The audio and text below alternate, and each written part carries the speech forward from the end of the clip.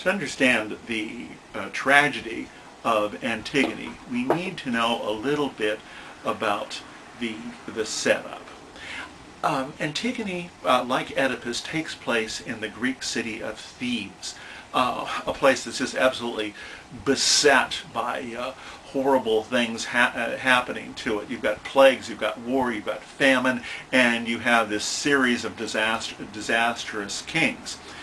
In this play, the great king Oedipus the Rex, the Oedipus the king, the one who killed his father unknowingly, trying to avoid a proclamation of the gods, and then also trying to avoid the gods, marries this older woman who the gods punish him by letting him know that he has just married his mother. Once he discovers this, he blinds himself, and for having discovered the truth, he can't bear the sight of the world anymore, and he leaves the city. And what he leaves behind him is chaos. He had four children by this mother of his. He had two sons, Polynices and Eteocles, and also two daughters, Antigone, title character of the play, and her sister Ismene.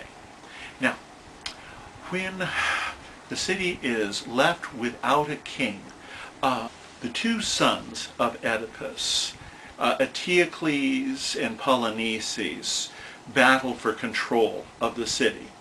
The younger of them, Polynices, is angry that he can't have control, and so he goes out and raises a mercenary army called the Argives, and he leads them back to attack his own city so that he can have control. And Eteocles assumes the kingship and fights to protect his city of Thebes. The Argives encircle the city, and they attack the seven gates of Thebes. And 7 captains at 7 gates defend the city, according to the story. And the two sons decide that they will finally settle the war with single combat out on the plain in front of the city. And they fight with the Argive army looking on, with the people of Thebes looking down from the walls. They fight, and they are both killed. The Argive army retreats without a leader, without anyone to pay them. And the people of Thebes celebrate. They are saved. Whoa.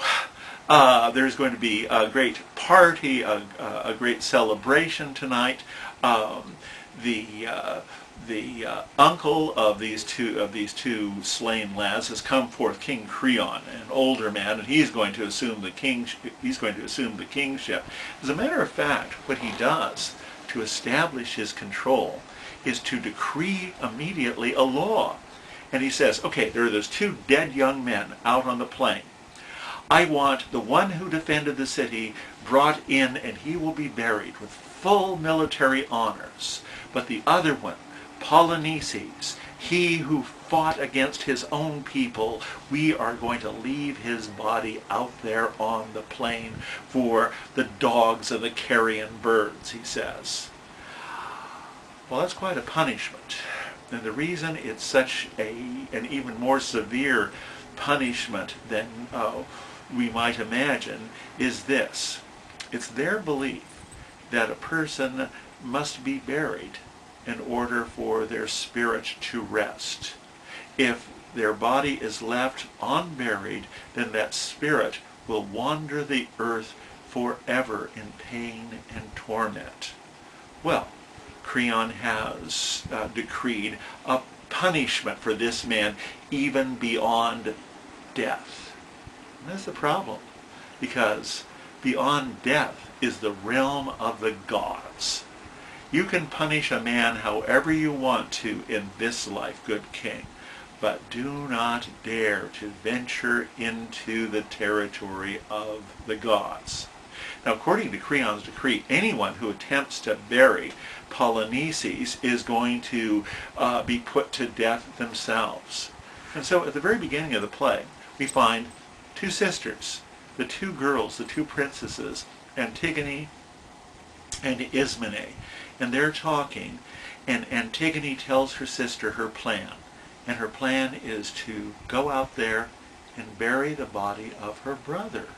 And Ismene says, well, why would you do that? I mean, didn't you hear our uncle's decree? I mean, that means death. I don't want any part of this. And Antigone says, but I have to. He's my brother. And Ismene said, but Creon said that anyone who did that would be put to death themselves. And besides, it's not for us women to meddle in these things. And Antigone says, go away, Ismene. Let me handle this.